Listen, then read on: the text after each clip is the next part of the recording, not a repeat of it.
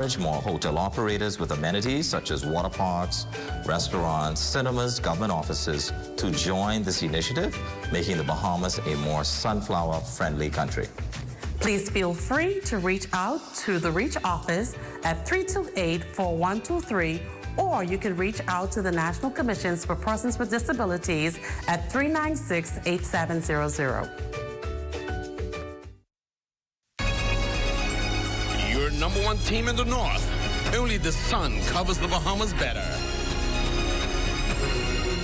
And that concludes the Bahamas Tonight, the Northern Edition. I'm Jolanda Thompson-Everest. And I'm Jay Philippe. Thanks so much for tuning in. Here's a live look at the Bahamas Tonight, coming your way next.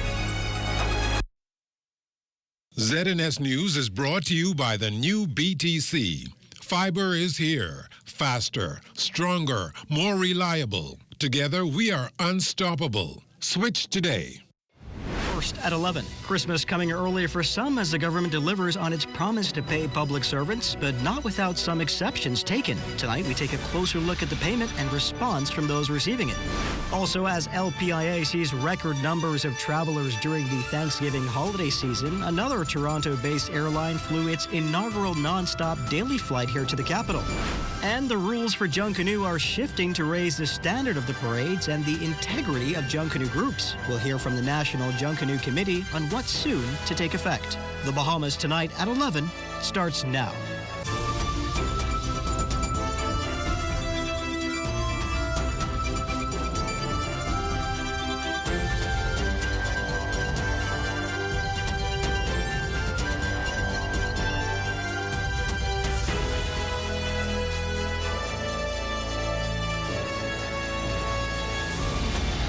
The Bahamas Tonight at 11. The final word starts now.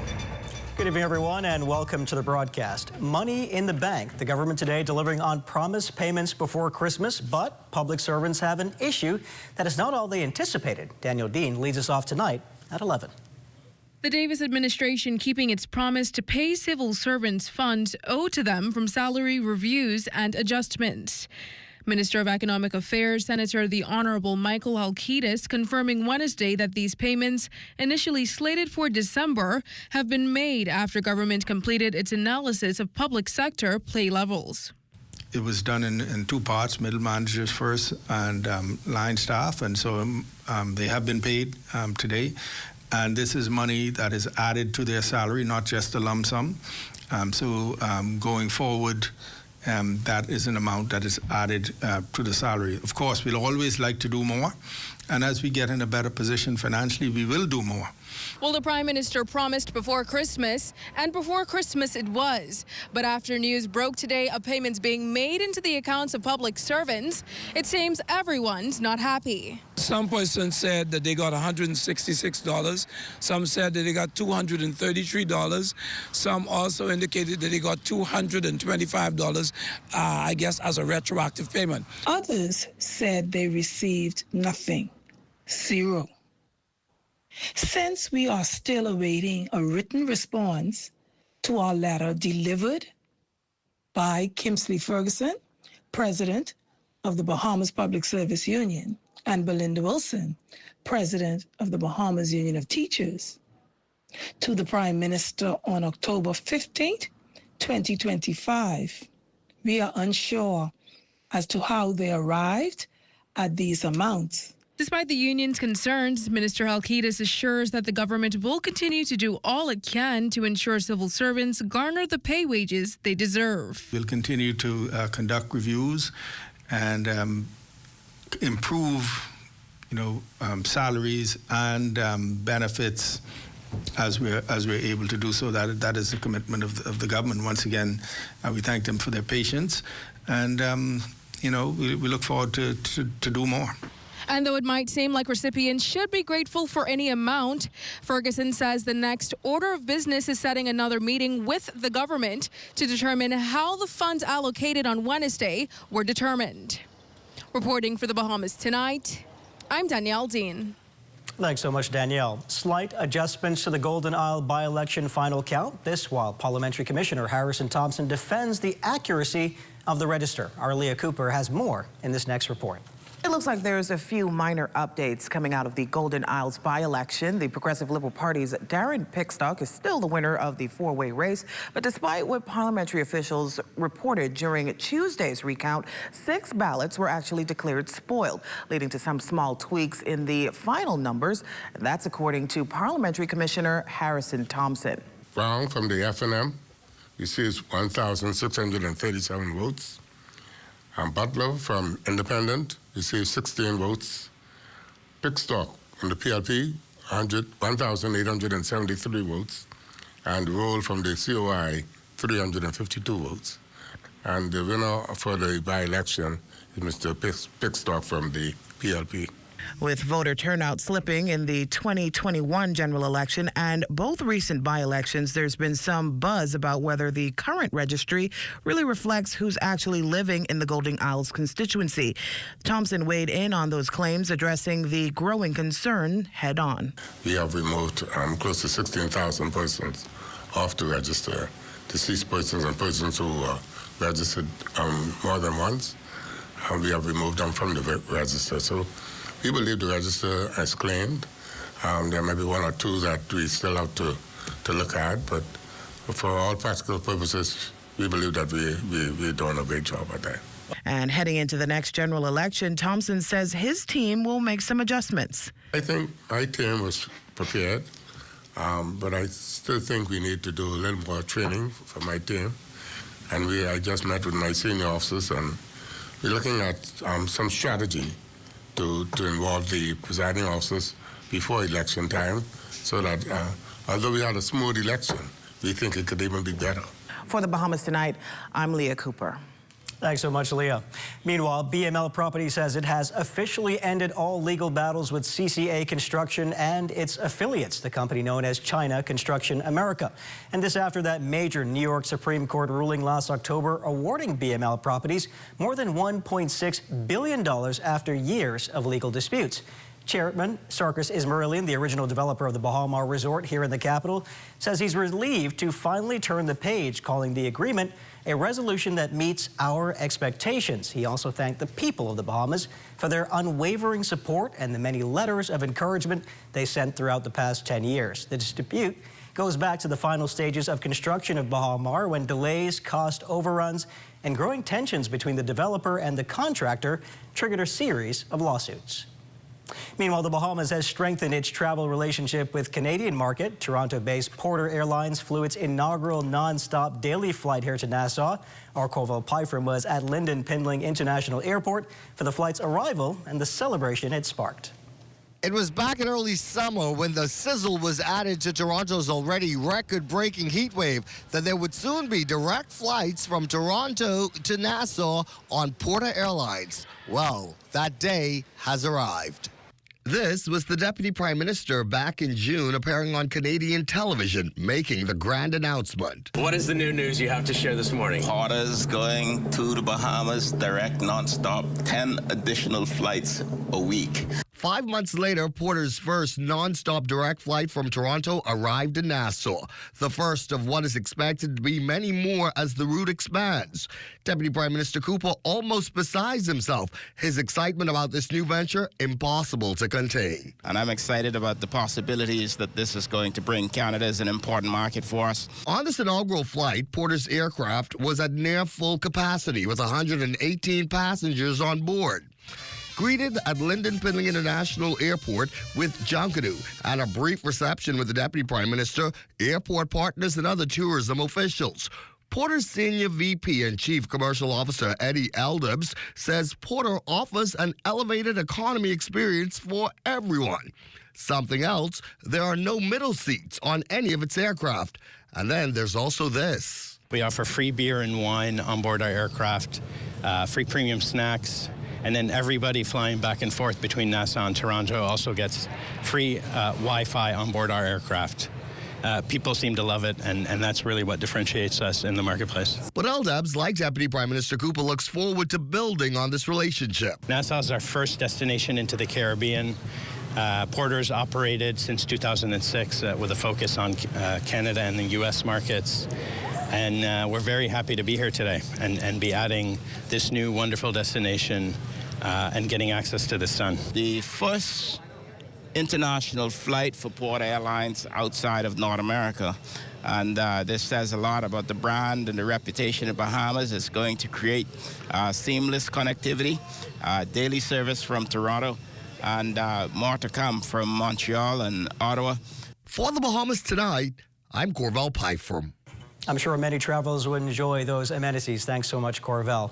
Meantime, Americans are taking to the air in record numbers this week in what is traditionally the busiest travel weekend of the year. That heavy travel for the U.S. Thanksgiving holiday weekend is expected to give a huge boost to the local economy, with arrivals at LPIA to soar over the coming days. President and CEO of Nassau Airport Development Company, Vernice Joaquin, says with the U.S. economy strengthening, travel demand to the Bahamas is also soaring.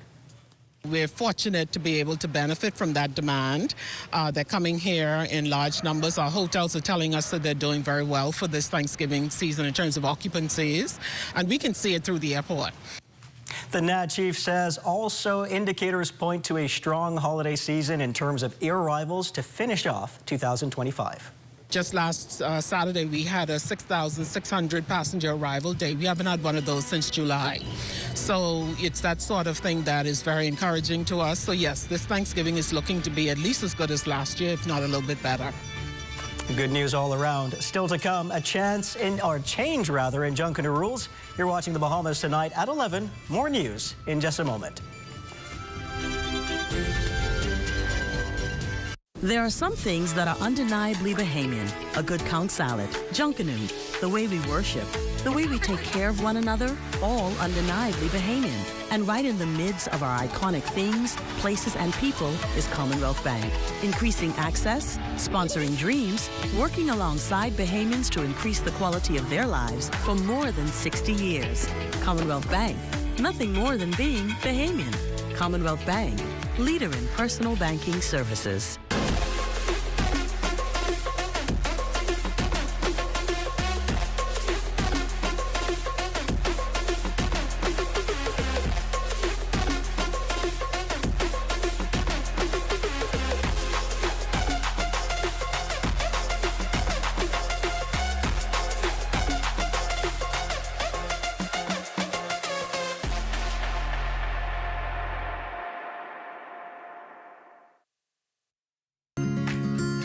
Our company offers a simple philosophy, open hands. What do open hands mean? If you keep your hands closed, nothing comes in, nothing goes out.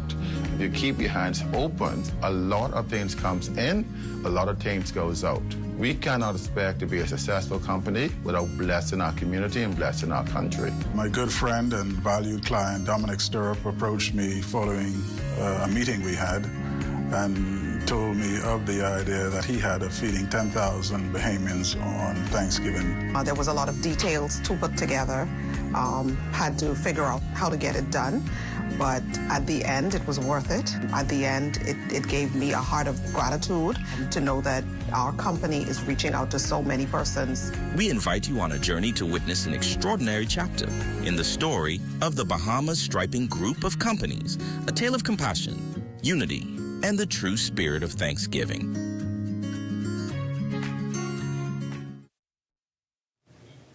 Welcome back. What started as an argument between roommates is now an investigation into the country's latest homicide. The victim, a 25-year-old, the alleged killer, 32 years old. Police tell us they were alerted to the incident just after 3 this morning.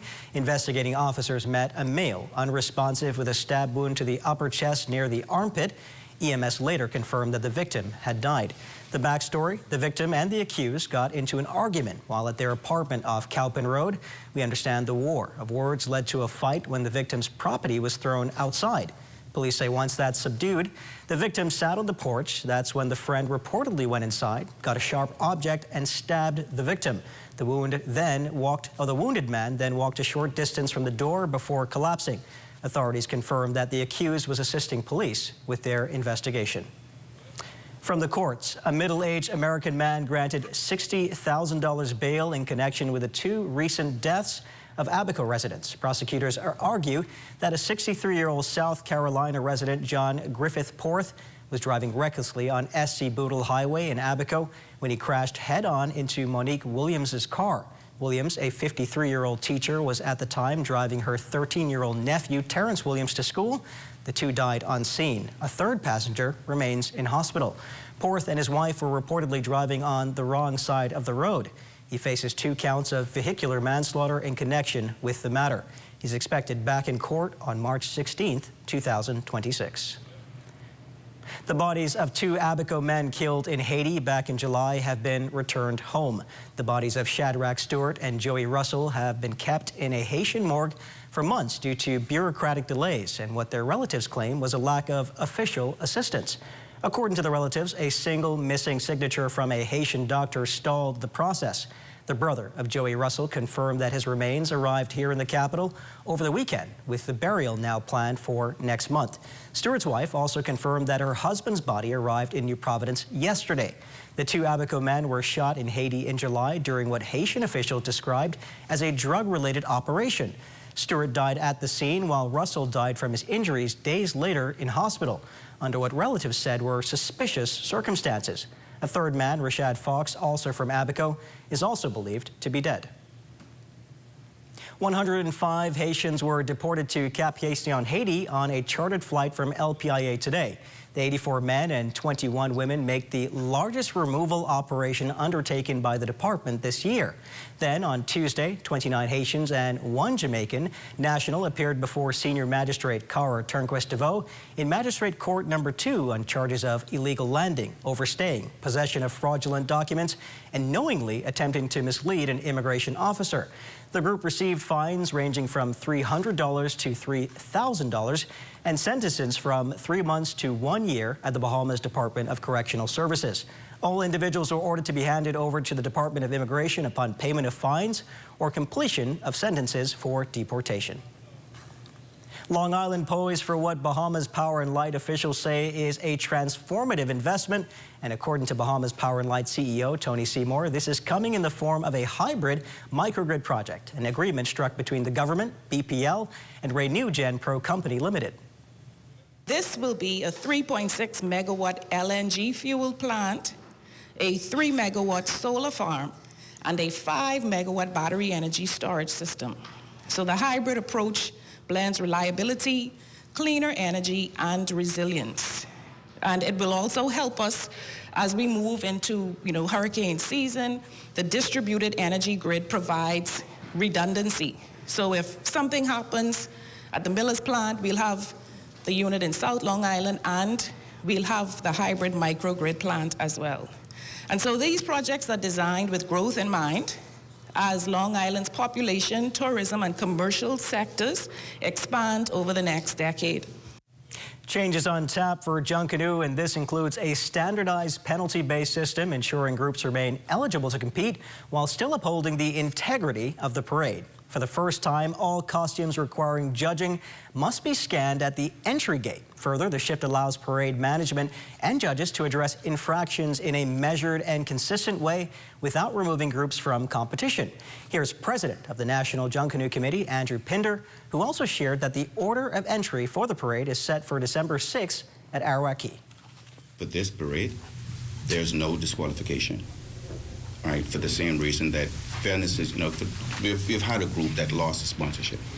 Today, registered there are 8 groups, okay, in the A category and 14 in the B category. In the spirit of giving to commemorate the upcoming holiday season, Disney Cruise Line brought early Christmas gifts to Woodcock Primary School, surprising students with brand new backpacks. But it didn't stop there. Those backpacks filled with toys. Disney's holiday giving campaign launch turned an ordinary school day into a moment of excitement and gratitude as children lit up at the sight of unexpected gifts. Principal Roberta Scott says the gesture carries a deeper meaning for the school community. She shared that many of her students may never have the chance to travel to Orlando or experience Disney World firsthand. So this year, Disney decided to bring the magic directly to them. Our mission is to cater to the entire child, and so even though we want to educate them, some children won't be able to get a Christmas gift at Christmas, so this is aligning with our our mission. Last year, what we did at this school, we purchased a gift for every student. We put it under the Christmas tree, and they were able to come and pick a gift. And so now, with Disney partner with us, it would lessen our load, financial burden, and everyone will leave with a smile on their faces today. They will really be catering to lower primary. Lower primary students will get to meet the character, but Disney has left a gift for every student of Woodcock Primary School. The sentiment of bringing the magic directly to the students was echoed by Disney Cruise Line's Regional Public Affairs Director, Joey Gaskins Jr., who emphasized that the initiative is about more than gifts. It's about presence, connection, and community. For us, again, it's about bringing that holiday cheer. We want these young people to know that we are in these communities, and these communities are home for us just like it is for them. It is exciting when we bring our guests to see the beauty, the hospitality, and the culture of the Bahamas, and this is our way of giving back to those young people. And so we want to see them excited. We want them to be appreciative of it, but we also want them to know that we are a part of their community, and we're here to stay. Excellent story there. Michelle Knowles has a look at what's coming up in sports tonight. Michelle? The Bahamas' 3-on-3 team set to make their debut in Mexico. Details of that story and more coming up in sports.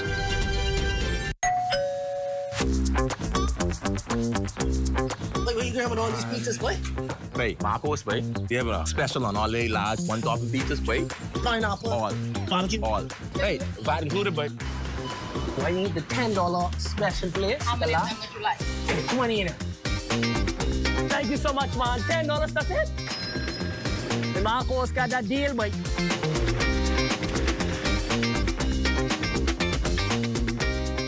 You got termites and need to get rid of them fast? Trust Rent-A-Kill Initial. With over 60 years experience in the Bahamas, the global brand, training, and expertise can't be beat. Only Rent-A-Kill Initial gives you a 3-year warranty and payment plan options on termite fumigation.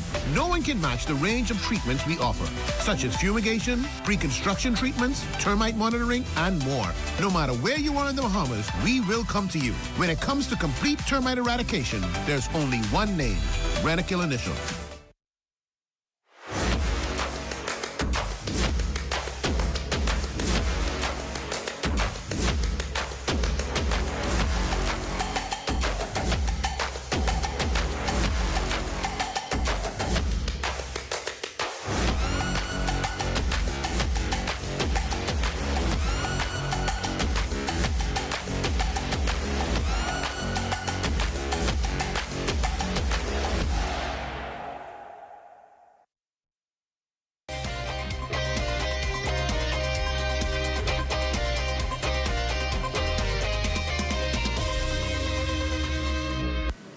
Welcome to your Wednesday Sports Check, everyone. I'm Amajal Knowles, topping sports. The Bahamas hoping to make some noise over in Leon, Mexico.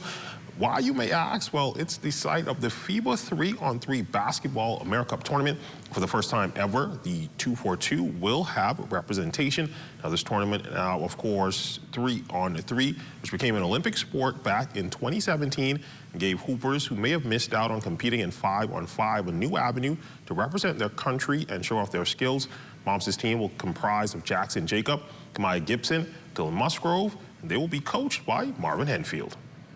First time officially competing in 3x3. A number of our team members have individually competed internationally. So this is a very talented team. It's also a very seasoned team. And I'm looking forward to us making some noise in this first rodeo. If I can be honest, 3x3 is probably made for Bahamians. It's kind of glorified 21. You know what I mean? Where you actually have the ability to get into pick and roll situations, and you actually have teammates that you can pass to. Anyone that played basketball in Bahamas know that we're infamous for 21, and this falls right up our alley. I think what also makes it exciting for us is that we're very athletic. This group of guys that we have is very athletic. I'm expecting for you guys to see some very good shooting as well. I'm very excited I'm very excited actually to be representing the Bahamas. And I was very excited when I got the call from Keno and Toya that told me to put the team together. So it was like a no-brainer for me. And then when I found out that we had Mr. Hempfield as a coach, just knowing his history of how much he loved the game, he's a skill development coach and a strategized coach, so I know that both of us would have come together and sit down, and actually, because of it's our first time, we just didn't want it to actually just go there. So we watched game film, we studied, we came up with a bunch of strategies to put together to go there to give us the best possible chance for us to win. In women's hoops, Gillette Maxine McCoon and her Ole Miss Lady Rebels continuing to roll as they improved to 5-0 on Monday, taking down Longwood 102-50. It's the second time under Coach Yo that Ole Miss has scored at least 100 points, and the 36th time ever in program history. Right now, I can play a lot of people, so I try to. I'm going to have to tighten that up a little bit as we get closer to conference play because everyone has to earn their minutes. So the association, our two other NBA stars, unfortunately, have been bitten by the injury bug. Lakers center DeAndre Ayton sat out Tuesday's matchup against the Los Angeles Clippers because of a knee contusion he picked up in the first half of Sunday's game against the Utah Jazz. The injury forced him to miss the entire second half. Head coach J.J. Redick shared that the update on Ayton was encouraging and his MRI came back clean. They're hoping he can suit up before the week is out. Now, over in Philly, rookie phenom B.J. Edgecombe was ruled out for Sunday's game against the Heat and did not suit up last night for their game against the Magic. His MRI also came back clean after he experienced hamstring discomfort in last Thursday's game against the Bucks. And his absence is described by the team as precautionary. The rookie has started all 15 contests for the Sixers, averaging 15 points, 6 rebounds, 4 assists, and just over a steal per game in 37 minutes of game time. And in swim news from over the weekend, Lightning Aquatics hosting their Thanksgiving Invitational. Look at the top 4 standings. In 4th place, the host club, finishing with 368 points. In 3rd would be the Blue Waves with 431.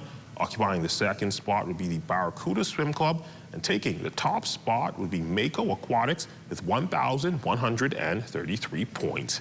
And that's been a look at your sports on this Wednesday. I'm Amajal Knowles signing out until tomorrow.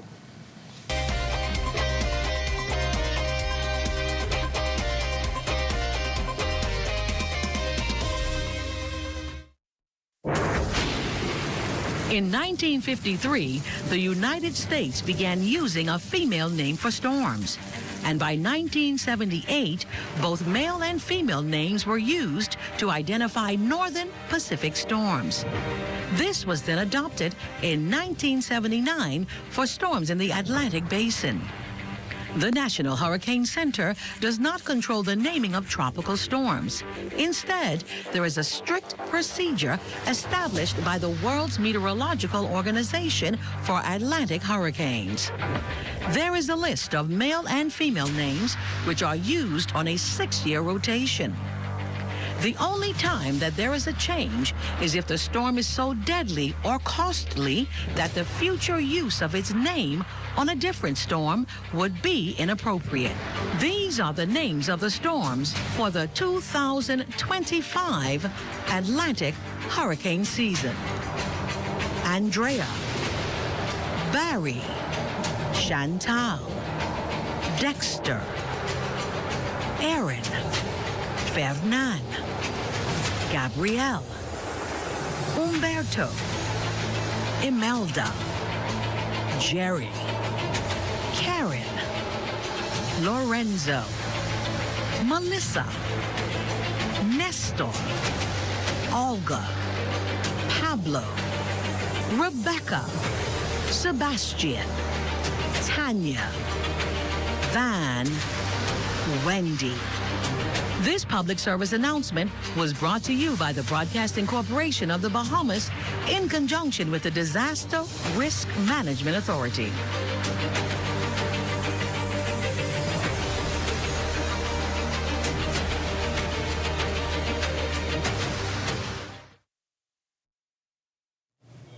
It's time now for a weather check with Chief Meteorologist Basil Dean. Good evening, Basil. Good evening, Royston. The tropics remain quiet, but we continue to watch an area there in the Caribbean Sea. We'll keep you posted on any development, which is likely to happen sometime next week. Meanwhile, we're looking at a frontal boundary to the north of us. That will be moving towards the south and east, pushing through us late on Thanksgiving night. And that will bring with it some clouds, some showers, and even some isolated thunderstorms as that frontal boundary pushes through. And we should see the winds increasing once that frontal boundary goes through. Now, your temperature temperatures around the islands this evening.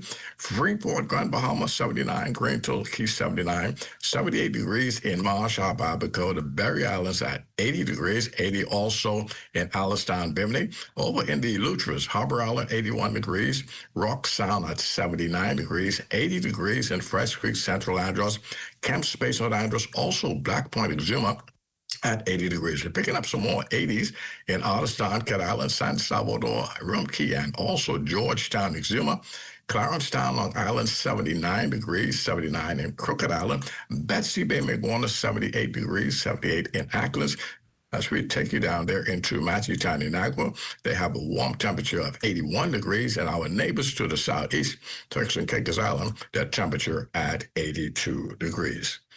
Now, as we take a look at our forecast for tonight, mostly clear skies ahead of that front, 75 degrees for your low temperature. And tomorrow, we are looking at a mixed bag of cloud and sunshine with a high temperature climbing up to 82 degrees. And your extended weather forecast for the next 7 days, beautiful weather tomorrow, Thursday, but come Thursday night, that is when that front boundary will start pushing through. We'll see an increase in showers, which will carry over into Friday and Saturday, but isolated showers and thunderstorms are taking place. By Sunday, things will start to clear up a bit, but we'll have some residual showers lurking around on Sunday, even an isolated thunderstorm. But come Monday, lots of sunshine return to our forecast. Beautiful weather next week. Those high temperatures, they're going to be in the low 80s just for a couple of days, and then we'll start seeing some 70s once the front goes through. Things will start warming up as we head into the early part of next week. Royston. Thank you so much, Basil. Well, that's going to do it for the Bahamas tonight at 11. Thank you for continuing to make ZNS your first choice for news and information. Only the sun covers the Bahamas better than ZNS. Thank you for watching, and good night.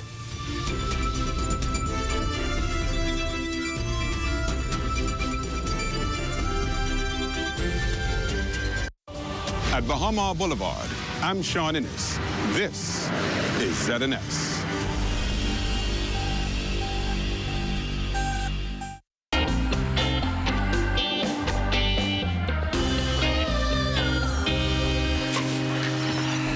Jojo, do you have anything for headaches? Wow, you are hungover. No, I'm not. How can you tell? You smell like pina colada mix. Oh, is that what that is? Don't worry, I have just the thing. It's a special chemical mixture designed to cure a hangover.